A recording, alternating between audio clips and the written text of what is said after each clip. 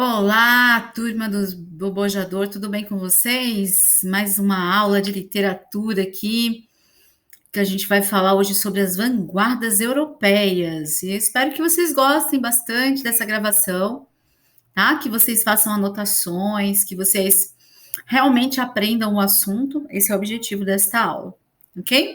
Quando a gente fala em vanguardas europeias, nós falamos em um conhecimento que pertence a um movimento artístico que aconteceu no final do século XIX, início do século XX, propriamente dito. Primeiro vamos pensar o que significa a palavra vanguarda, né? Vanguarda quer dizer linha de frente, liderança, movimento artístico, cultural, político, um movimento de arte, avant-garde do francês, né? Que significa a ideia de que esse pessoal que pertenceu a esse movimento artístico, que foram vários movimentos artísticos, na verdade, que foram construídos ao longo dessa época, nós temos aqui um período de grande transformação política, filosófica, histórica, né? E essas artes, esses movimentos, foi um movimento, se a gente pudesse dizer assim, de inquietação das artes, né? Das artes plásticas, da arte da literária, da arte em seus vários sentidos, tá? Uma transformação de mentalidade, uma inquietação, uma tristeza, um desapego, um descontentamento com o que estava acontecendo. Quando a gente pensa no contexto histórico mesmo, nós estávamos no momento da Belle Époque. Belle Époque é uma expressão para o momento em que o capitalismo ele estava em erupção, né? Então, os bancos crescendo, a criação de bancos, a criação de indústrias. Lembram lá atrás da primeira revolução industrial que aconteceu na Inglaterra? E lembrem-se também da segunda revolução. Então, nós já estamos passando pela segunda revolução do movimento tecnológico, o aumento da tecnologia. Uma promessa de crescimento. Só que esse crescimento, ele nunca se dava dos dois lados, ele não acontecia para todo mundo. Não eram todas as classes sociais que eram abastecidas, né, por esse crescimento. Então, esses movimentos de artes, eles aconteciam muito que para fazer com que se fosse um rompimento com o que estava acontecendo. Havia uma exaltação muito grande do tradicionalismo, sabe? Do conservadorismo, da volta às artes plásticas do passado, às artes literárias do passado. E havia muitos artistas que ainda estavam muito presos ao modelo de arte antiga. E esses vanguardistas, eles vieram para romper, para cumprir, para trazer o novo e romper com o velho. Basicamente isso. Dentre as teorias que estavam criadas, né, sendo criadas na época, a psicanálise de Freud vai influenciar fortemente, a teoria da relatividade de Einstein também, a ideia de que o homem é a medida de todas as coisas, a ideia de que o homem, ele, por si só, né, ele tem o seu próprio ponto de vista, tudo depende, tudo é relativo, tudo depende da forma como você encara as coisas, né? E os principais movimentos artísticos eram chamados de ismos, né? Os ismos é impressionismo, expressionismo, cubismo, futurismo, dadaísmo e surrealismo. E como eu disse para vocês, a proposta deles era quebrar com o academicismo, romper com a produção clássica e em busca de uma inovação e liberdade nas obras estéticas. Né? Então, eles tinham muito essa proposta de romper, sabe? Acabar com tudo que era antigo, tudo que viesse.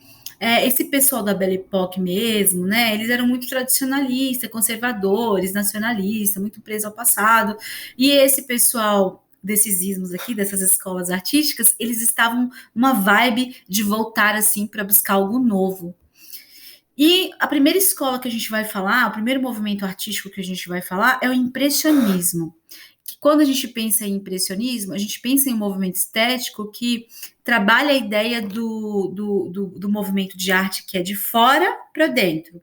É a impressão que você tem, por exemplo, do nascer do sol, como esse quadro aqui, ó, do Monet, de 1872. É um quadro que a ideia que ele traz aqui, da ideia, da impressão que você tem. Que impressão você tem sobre essa arte, esse quadro? É o pôr do sol, da ideia que tem águas. Você percebe que tem leves e sutis pinceladas? né? Tem um alaranjado, um verde, um azul, que se mistura de uma maneira muito suave, muito leve. É a impressão que ele tem do sol. Por isso que é de fora para dentro. É a impressão que o artista tem do pôr do sol, dessa passagem, né? Dessa efemeridade da vida, da transição do tempo, da vida, né? Desse momento que se encerra o dia, inicia a noite. Tudo isso está transposto nesse quadro aí. Então, as principais características do impressionismo são a memória, a ideia do passado, a ideia da efemeridade, que é a passagem rápida do tempo, a falha em contornos indefinidos, borrados, como se fosse uma cortina de fumaça, algo muito suave, muito leve. A sombra e a luz fazem sentido também no tipo de pintura dessa, e a subjetividade, a impressão do eu, a impressão que o eu tem no mundo externo, né? Então ele vai trazer a impressão dele, do que ele vê fora, como se ele trouxesse isso para dentro dele, né? Basicamente esse aí. Tem esse texto aí, que é um texto da Adélia Prado, que é muito impressionista, olha só. Uma ocasião, meu pai pintou a casa toda de alaranjado brilhante. Por muito tempo moramos numa casa, como ele mesmo dizia, constantemente amanhecendo. Percebe a ideia, né, de transitividade, de transição, a ideia de tempo passando, de efemeridade, de memória nesse texto? Ela faz a lembrança do tempo que ela era criança, né? Então, o texto impressionista, ele também vai trazer essa ideia de pessoalidade, uso da primeira pessoa, ela fala dela, né, da casa dela, do pai dela, a impressão dela sobre esse mundo passado, a memória do narrador de primeira pessoa, e a busca por uma compreensão do passado também. Os principais nomes dessa época é Claude Monet, Auguste Renoir, Marcel Proust, aí na literatura, e Aloysio de Azevedo no Brasil, né? O autor Aloysio de Azevedo, certo? E agora nós vamos falar sobre o expressionismo. O expressionismo, diferente do impressionismo, ele vai ser de dentro para fora, né? Aqui nós temos uma arte mais voltada para o pessimismo, para os sentimentos ruins, para a angústia, para o desespero, para a dor, solidão, né? É um quadro, uma pintura que vai trazer impressão do artista em relação ao mundo real, mas como se ele trouxesse de dentro para fora. Então ele vai deformar o real. O que ele vê de dentro para fora é uma deformação do real, uma distorção. As cores são contrastantes, as pinceladas são mais violentas e intensas. Existe também a subjetividade baseada na estética do feio. E os sentimentos são plásticos. O que seria isso, professora? Sentimentos plásticos? É como se os sentimentos eles se materializassem. Entende? É como se os sentimentos se materializassem. Olha esse quadro aí do Edvard Munch, que ele pinta, você já deve ter visto, com certeza você já viu, em livros de literatura, em livros na sua vida estudantil, em questões e tal, né? Que é um quadro muito famoso, ele pinta esse quadro no momento em que está acontecendo a Grande Guerra Mundial, né? A Primeira Guerra Mundial. Então, nós temos aqui a sensação que a gente tem quando a gente tem a distorção, né? Do personagem principal aí do pintor da quadra, a gente vê esse cara com a mão nas orelhas, numa cara dizendo horror, né? Ele está horrorizado, com a boca assim, né? Ó, como se estivesse transmutando essa coisa da dor mesmo, né? Do sentimento de tristeza, de desespero. O que a gente percebe é que as pinceladas, as cores são bem fortes, você tem aquele laranja bem intenso. Nós temos um azul turvo, escuro, e depois um mais claro, e outro que vai passando. E as imagens que tem aqui fora da ponte, que é o local onde ele está, as imagens que ele vê fora da ponte são imagens terrorizantes, né? Como se fosse um grande movimento de tortura, assim, que tivesse acontecendo. E a gente vê duas pessoas na ponte, e essas pessoas na ponte parece que estão só apreciando, estão tranquilas ali, não tem muita coisa acontecendo com elas. Mas ele não, ele é plástico, né? O movimento, a dor, o sofrimento, a tristeza dele é plástica, se transmuta na imagem pra gente, uma imagem de terror e dor. Por isso que chama-se O Grito. Olha o nome, o título que o autor deu para o quadro. O grito, a dor, o desespero. Por isso que expressionismo é um movimento artístico que é de dentro para fora. É a impressão do autor que ele traz de dentro para fora. Ele vai manifestar, né? Um outro autor que é da nossa arte aqui brasileira é o Cândido Portinari também, que tem toda essa questão, né, da distorção da imagem. Os retirantes, né, de Cândido Portinari representa a seca no Nordeste, né, a retirança, né, o movimento que aconteceu muito fortemente no final do século XIX, início do século XX. Então, ele retrata aqui, né, você vê o desespero, a criança aqui com os ossos aparecendo, né, magras, barrigudas, esqueléticas, assim, você vê o sofrimento das pessoas expresso aqui nesse quadro também, a tristeza e o abandono que existiu nesse período, né? Então, o expressionismo, os autores expressionistas, né, nós temos aí principalmente, né, o Edouard Munch, e nós temos também o Portinari, Cândido Portinari, aqui no Brasil, certo? Como principais autores. Aí agora a gente vai falar do cubismo. Eu falei para vocês que eram vários ismos, né?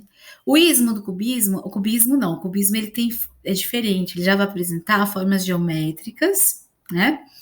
A fragmentação e multiplicidade de ângulos, então há várias formas de ver. Olha aí a presença da influência, né, da teoria do relativismo do Einstein, a pluralização do ponto de vista, então você há várias maneiras de chegar ao mesmo quadro, a mesma pintura, a mesma estética.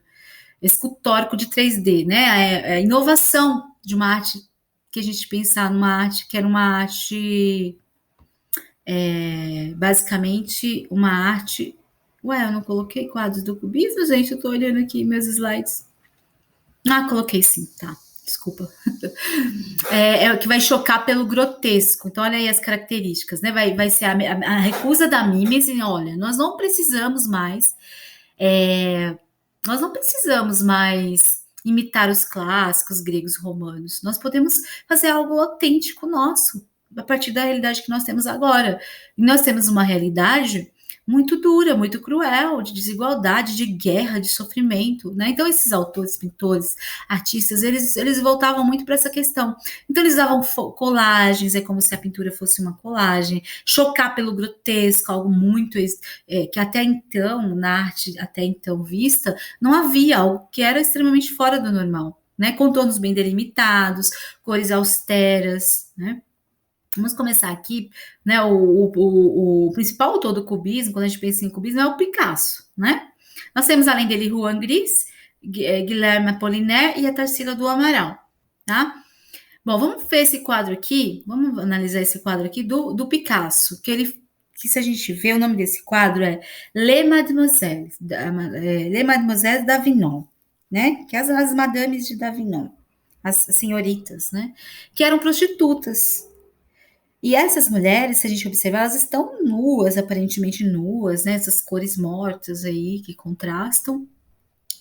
As imagens dos rostos delas são imagens de máscaras africanas, que eles gostavam muito de usar isso. E a gente vê os ângulos, né? Você vê que são geometria, há uns traços geométricos, meio, por isso fala cubismo, né? A ideia de colocar alguns traços geométricos que você não sabe, por exemplo, se essa mulher aqui no canto, ela tá sentada, se ela tá de perna aberta, de perna cruzada, não dá para saber muito bem. Então não há algo que é assim real, né? Essa que tá com a perna assim voltada para o lado, essa que tá com o braço assim para cima, elas estão todas com os braços assim, né? Atrás da cabeça. Aquela ali que tá em pé, tem uma mão saindo do nada ali, não se sabe se é a mão dela, se é de outra pessoa, não dá para muito para saber. São informações que a gente tem ali, que são cores mortas, né? Tem essas frutas aí no final abaixo aí, né? Que essa natureza morta aí colocada também. Então, algumas ideias do cubismo, o cubismo ele traz essa questão, né, de imprecisão também dentro do quadro. Ao mesmo tempo, essa discussão com essa coisa de chocar pelo grotesco, né? Imagina pintar prostitutas, trazer à tona essa ideia de chocar mesmo, de trazer algo novo, inovador. O belo, o feio é relativo, né? Então eles colocavam essas imagens para justamente trazer algo que já não era visto até então, tá? Além dele, além do Picasso, nós temos aqui no Brasil a Tarsila do Amaral, que ela pintou o Abapuru, que é uma obra que você deve conhecer também, lembra? Só que a Tarsila do Amaral, ela é cubista, só que assim, é um cubismo mais arredondado. As formas são mais arredondadas, né? Você vê essa cores vivas, tropicais, com um formato mais arredondado, mas é um quadro também considerado cubista. E na literatura, nós temos o Guilherme Apollinaire, né, que ele traz na literatura dele, olha a arte dele aqui, ele vai influenciar bastante uma escola chamada concretista, que é uma escola, é o concretismo que acontece aí depois do modernismo, mais à frente, tá? Ele vai ser um dos pais aí dessa escola, que era um tipo de escrita que vinha para quebrar com todo o ritmo, não era o verso livre, né, fragmentação do texto, transformar o texto em imagens, você vê aqui a imagem do cavalo, a imagem da torre, tem uma que é a imagem da mulher, tem várias imagens, né? É sempre trazer a ideia de quebrar a ideia de reflete a ideia de forma e forma, né? Não precisamos mais ficar dentro de uma forma, de um poema como o soneto, por exemplo, que tinha toda uma construção estética, né? Baseada no dois tercetos, dois quartetos, métrica, rima, tudo certinho. Não, vamos quebrar com isso. E aí ele queria justamente trazer esse novo. Então, a literatura dele, ele é um autor francês, né? E ele vai trazer justamente essa discussão para dentro da arte literária, né, que é uma literatura que vai romper com os padrões estéticos que haviam até então, tá? E aí nós temos aqui, né, um pouco do que eu falei para vocês do cubismo. Espero que vocês tenham compreendido aí o cubismo em suas várias formas. E agora nós vamos falar de mais um ismo, que é o futurismo. O futurismo, gente, é muito engraçado, porque o futurismo ele tem uma característica muito, muito interessante, que é a questão do progresso. A ideia de movimento, de progresso, de guerra, de quebra total. Aqui no futurismo, né, o principal autor que escreveu o Manifesto Futurista de 1804 é o Filippo Marinetti, um italiano. Ele vai romper, a ideia que ele propunha era, vamos acabar com a ideia de passado. Primeiro que passado já não existe mais, acabou. E aí ele fala assim, uma frase bem, como é que eu digo? Bem instigante, né, para época. O motor de um carro é mais belo que a arte grega. A ideia de passado, gente, não esquece passado, vamos fazer uma arte nova, baseada na tecnologia, na beleza das máquinas. Quer dizer, a beleza está nas máquinas, né? As máquinas, né? A beleza. Nossa, que eu vou meio de escrita ali, mas tudo bem, vamos embora, segue. Né? A beleza está nas máquinas, tá? A ideia de exaltação, progresso, tecnologia, a exaltação da guerra, é um movimento de ideia de movimento, de velocidade, de vai para cima, imagens e sobreexposições de imagens, a ideia de todo o moralismo rejeitado, né? Objetividade e patriotismo eram as principais características do futurismo, que a gente vê aqui nesse quadro aqui, ó, do Umberto Boccioni, que você percebe aqui algumas lanças, né? Parece que tem uns homens, uns lanças, um movimento de guerra mesmo. Esse quadro, ele apresenta essa cor um pouco de morte também, é uma cor meio morta, assim, né? Escuro, contraste entre claro e escuro. E a gente tem essa ideia de velocidade mesmo, né? De ausência de passado. Vamos para frente. A ideia sempre do futurismo é ir para frente. O próprio nome diz. E na literatura, eles também vão trazer isso, né? A ideia de velocidade, de ausência de pontuação. Como eles vão fazer isso? Quebra com a sintaxe, então textos meio sem lógica. A ideia de usar, por exemplo, onomatopeia, sons e barulhos, sabe? Barulho das máquinas aí, pelo texto, pela criação do texto futurista. E os principais autores do futurismo, Filippo Marinetti, Giacomo Balla, Umberto Boccioli, Mayakovsky e Álvaro de Campos. Gente, na literatura, eu não trouxe nenhum texto aqui nessa aula, porque eu vou explicar para vocês na próxima aula que a gente vai falar do Fernando Pessoa. Álvaro de Campos é um dos autores heterônimos dele. Aí eu vou especificar melhor, tá bom? Então, na próxima aula, a gente ainda vai continuar falando dessas artes aqui. Aí a gente vai então para o dadaísmo. O dadaísmo é a ideia de quebra total com a razão, né? Tipo, o dadaísmo é a exaltação da razão. Olha só, essa arte ela nasce num Cabaré Voltaire, na Suíça, em 1916. O Tristan Tzara, ele escreve o Manifesto Dadaísta, né? E porque assim, estava acontecendo a Grande Guerra, em 1916, né? Tem a Primeira Guerra Mundial. E eles vão questionar a arte, eles vão dizer assim, por que arte, gente? Por que arte? Por que arte, né? A guerra em arte é inútil, não existe arte. E aí eles começam a falar que tudo é arte, ou nada é arte ao mesmo tempo, né? Que a arte é insignificante. Então eles discutem o papel da existência da arte que tinha até então, e eles também vêm para romper. E o que eles usam como elementos da arte deles, né? Eles vão fazer essa crítica à arte. Era um movimento extremamente com a ideia de romper mesmo, sabe? De ser. Eu tô procurando uma palavra que tá aqui no meu repertório, mas não tô conseguindo lembrar, né? Mas assim, é a ideia de romper com o passado de uma maneira muito radical, entende? Então, olha só essa arte aqui do Marcel Duchamp, que ele colocou. Ele pegou um mictório ao contrário e simplesmente colocou: isso aí é arte. Colocou no museu, colocou numa escola de arte, né? Então, isso aí é arte, ó, entendeu? A arte é o quê? O que que é o espaço do mictório, né? O local onde, né, é para fazer, né, colocar, fazer urinar, né? No caso do banheiro masculino. Esse é o mictório, é a função dele.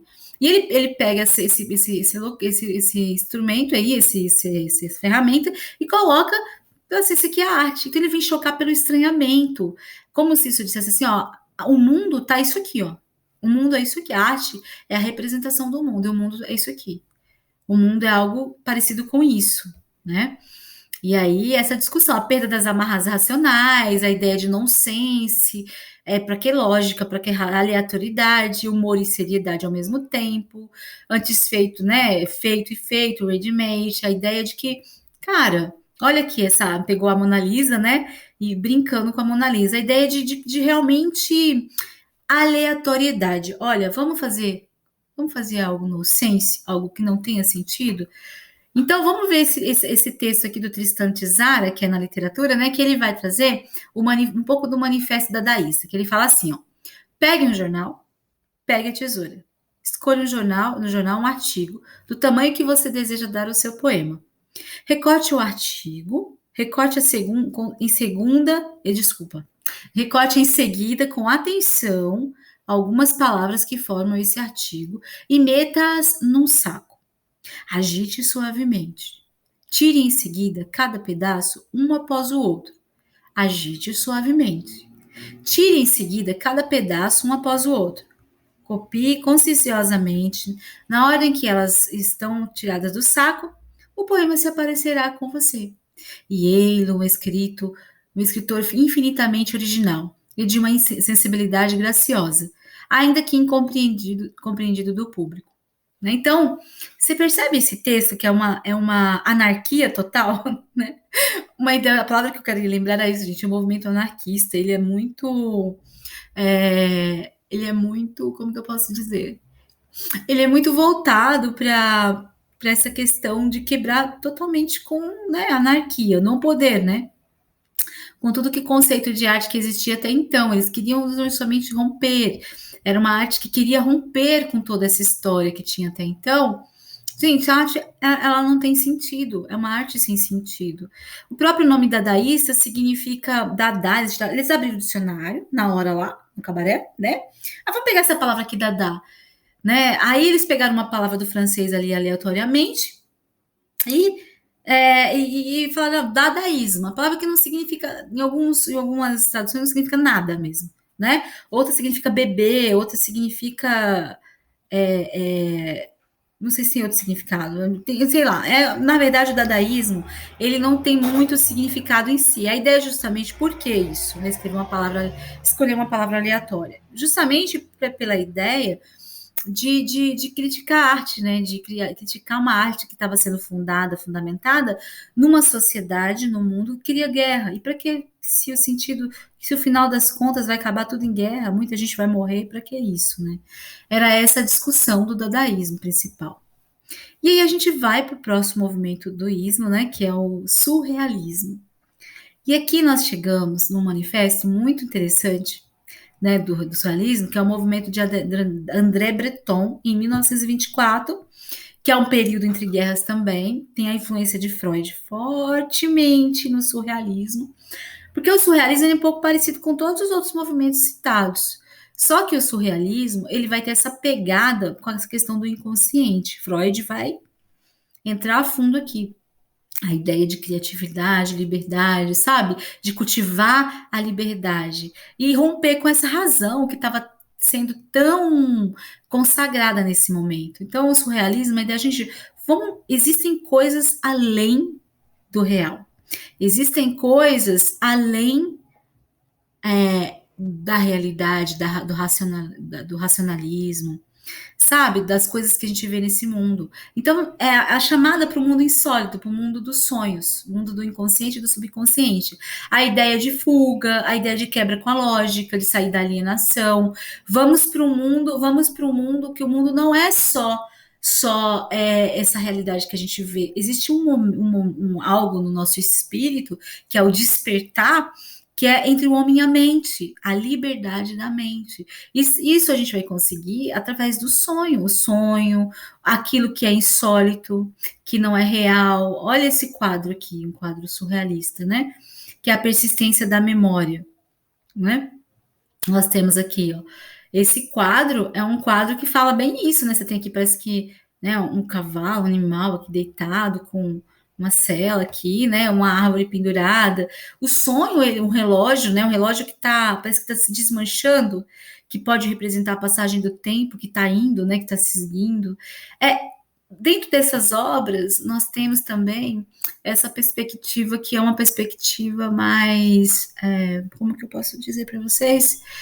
É uma perspectiva de que o real ele tá dentro dessa, né, dessa passagem do sonho, se mistura com o sonho, que muitas vezes o sonho vem para nos lembrar que nós não somos só essa realidade que a gente está inserido aqui, que nós também temos essa realidade da fantasia, do sonho, do inconsciente, do mundo, de outros estratos da nossa vida, né? De outras etapas da nossa vida. E isso pode ter a ver com a realidade que não é tão tangível, que é a realidade do sonho. Olha aqui, uma cabeça sendo segurada por essas varinhas aqui, ó. Enquanto a cabeça parece que está dormindo ao mesmo tempo. Qual é a interpretação que você pode dar? E as interpretações, a gente percebe, né, que elas são múltiplas, né? Múltiplas. Você pode trazer várias interpretações para esse quadro aqui. Na ideia de que você pode segurar a mente, mas a mente, você vê que não tem rabo, não tem cabeça, a mente ela pode viajar, né? E você pode dar várias interpretações para esse tipo de arte. Olha esse aqui, o quadro, o carnaval, né? Cores mais vivas, cores mais intensas, ao mesmo tempo múltiplas. Também não tem muita ordem, né? Não tem uma coisa organizada aqui, é uma certa desordem, né? Tem várias coisas, tem vários elementos ao mesmo tempo. Então, é justamente trazer para a cantora melancólica também, né? Aí nós temos esses autores, né? O André Breton, tem vários autores que vão falar dessa arte. Essa arte aqui mesmo, essa aqui, ó, A Persistência da Memória, do Salvador Dalí, né? Esse aqui também, O Sonho, e o Carnaval, são todas obras do Salvador Dalí. E André Breton, ele foi o autor, né? Um dos principais autores também, que criou o surrealismo, né? A arte surrealista, essa ideia de que o sonho, o insólito com o real, podiam se misturar, né? Podiam se misturar. Então, nós temos a presença aqui dessa arte, né? Desses autores.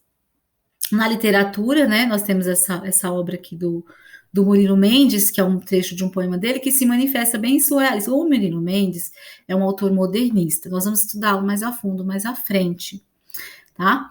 E ele fala muito dessa questão também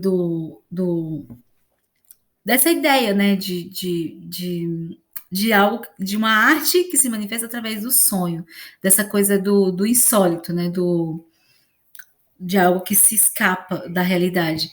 Pré-história, o nome do poema. Mamãe, vestida de rendas, tocava piano no caos. Uma noite abriu as asas, cansada de tanto som. Equilibrou-se no azul, de tonta, não mais olhou para mim, para ninguém. Caí no álbum de retratos. Murilo Mendes.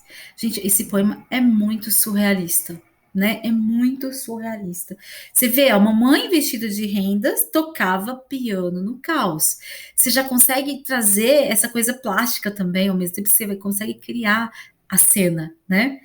como se fosse a cena de um sonho. Uma noite abriu as asas, olha aí, né, a metáfora.